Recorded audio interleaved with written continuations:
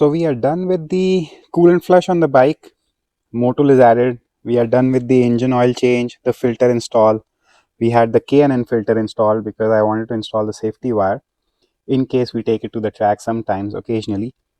Now the next thing I want to check, first I'll do the rear brake check, the rear brake pad check, then we'll move to the front brake pads. And once we check the brake pads, only then I'll probably replace the brake fluid. I'll bleed the brakes. The first thing you want to do is just remove this cotter pin, if you can see here. So I just moved it towards my direction, and now I just need to pull it out. Now this is done. Next you need to tap this bolt out. So there has to be like an Allen that you put in to tap this bolt out, and once this is done, like these are the two brake pads that you need to pull out. So it's a fairly simple process, and let's get started. Alright guys, I'll show you the trick. There's no special trick to take this cotter pin out. You don't need any special tools. You just need a 3mm Allen. You need to put this in the space right here and gently tap using a mallet. Please do not use a hammer, just use a mallet, because the brake assembly can be very weak and you don't want it to break using a force of the hammer. In case you see that the cotter pin is stuck, you can use a brake cleaner to clean around it, and then use a WD-40 lube so that you can easily tap it out. Let me put everything back, because when we took our brake pads out, I see it has amazing life left, and see how good how even the wear is. So we have used this brake pad good. Okay, let's put everything back.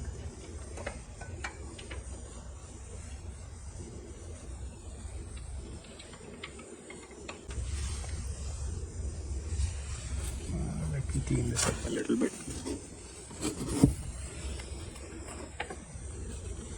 The cotter pin, and you can see here's the one that holds the pin, the lock nut, you can see.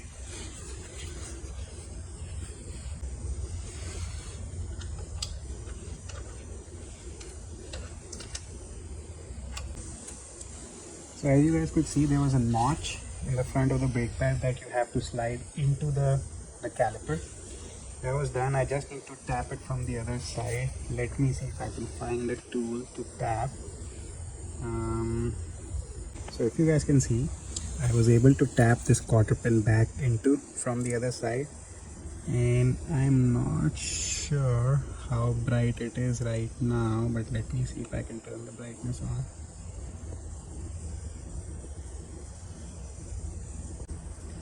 So now this being bright, you see we have the place to put our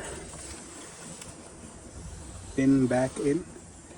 So let's utilize that and then just push everything back. Okay, after finishing this, we'll just move on to the front brake pads. I just need to see and check if we have enough life left. Once I am able to make sure we have enough life, then what we'll do is we'll basically just go ahead and replace the brake fluid. That's about it. Now here the last activity that I have is just to open the front brake calipers. We have done the rear ones. The brake pads were good enough. I just want to make sure the front brake pads are good enough. Once we are able to make sure, the next step will be to replace or bleed the brakes. I'll show you the process. It's super easy, but let me open this up. I mean, if I give I think we have done this before for the S1000RR, but this activity is super simple, guys. It's no rocket science involved. I think, like, if we do a scale of 10, I'll just give this brake pad check or like replacement like a 2 out of 10. The calipers also are not difficult to replace. You just need the right tools to accomplish this task. So after opening these brake calipers, if you can see, let me move them out. You see there's good enough brake pad life left. I mean, for my next season, this should be pretty handy. I should not see a lot of wear and tear on the pads. Let me move the piston block back and just inspect the wear life, or let me just inspect the So these brake pads are also different than the ones we had on the S1000RR, and I'll explain why. Now these are like one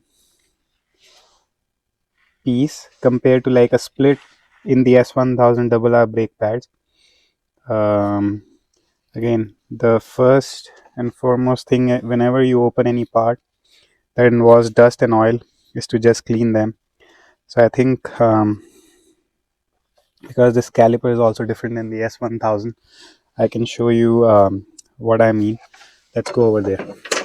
So if you guys can see, the S1000RR caliper is very different from the HP4 caliper. Now you see you have two cotter pins or two brake pad holding pin, and the brake pads are actually four pieces going into this one unit, because there's a split in between compared to the one that we have on the HP4. And I think this one compared to the S1000, it only has one pin that needs to go down to be pushed out. But what we'll do for now is just clean it. You see I'm wearing my gloves again, which I was not doing before to open. Just to clean, use the brake cleaner and wipe the dust off. Time to go back and mount these in place. There are two ways actually to tighten these back. One, you need a Torx spec, which is around 30 Newton meters.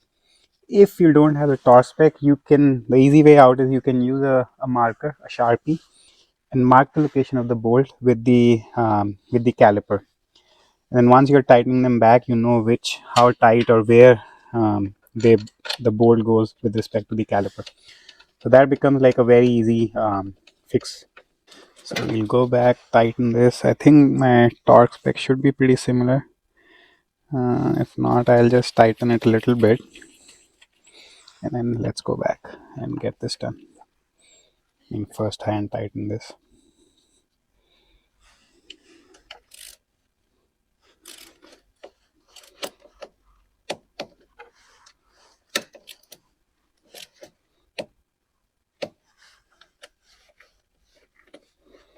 So I'll do half done more, and then I think this should be good enough. Let's do it on the other side.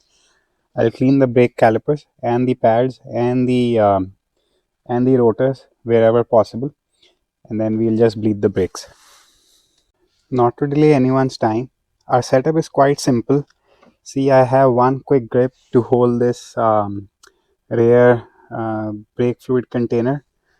It's always mounted over here. If you see the bolt right here, we removed that bolt, we took everything out. This hose is actually also tucked in here for like an easy flush. And then at the back here, you will need to take this plug off. And then I have a very simple brake bleeder pump kit. I can pump this lever to take the old brake fluid out from this. Just crack this bolt open a little bit, and then get this process done fairly easily. For us, what goes into the motorcycle is always Motul RBF 600. I think this is our go-to brand, Motul. We use a lot of stuff from Motul. We stock a lot of stuff from Motul. It's everywhere in our warehouse. If you want, like, we have a lot of Motul dot 4 racing brake fluid, and even the RBF 660 in stock, which is the racing, actually, like, even with a higher boiling point, the RBF 660. So if you want, please go to our website and buy them.